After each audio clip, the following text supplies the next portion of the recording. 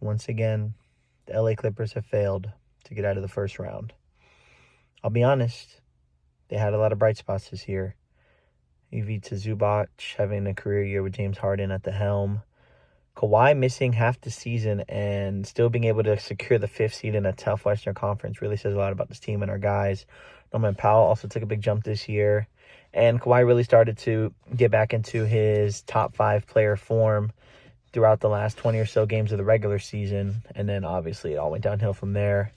Game 7, James Harden showed up once again. And yeah, he had a lot of assists, great, but he was not attacking the basket, not trying to score, being more of a facilitator, but that's not what the team needed, and we failed to get out of the first round once again. The Clippers arena is beautiful. The team going forward, though, I'm not sure what our plans are. We don't have control of our first-round pick until 2030. We have a pick swap, I think, this year, 2027 as well, but the rest of them either go to Philly, Miami, or OKC. So having no control of our picks is not great either. Overall, I mean, this team, this is as far as we're going to go. These young guys, OKC, the Cavs, Boston, Detroit, all these teams that are up and coming right now, they're going to take over, and we're going to be left in the dust. Nobody's going to trade us draft capital for Kawhi, James Harden. James Harden is not going to turn down his player option. Nobody's going to give him that much money if he were to opt into free agency this year. And overall, I mean, we're pretty stuck where we are. As long as we're contending and we're not missing the playoffs, I mean, our picks are going to be not that great, so I'm okay with that. But at the same time, it's like, letting Paul George go was perfect for us. We couldn't afford to keep him for how much he wanted to get paid. And hindsight is 2020. Look, it didn't work out for Philly, and they're in shambles.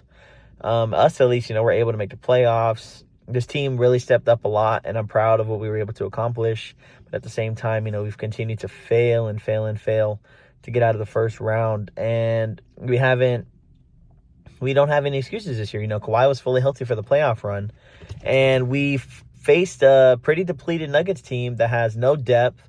Jokic was, cooking all that, and then, losing those games, the 0.1 second game winner by Aaron Gordon, and losing on a game-winning 3 from Russell Westbrook out of all players, ironic.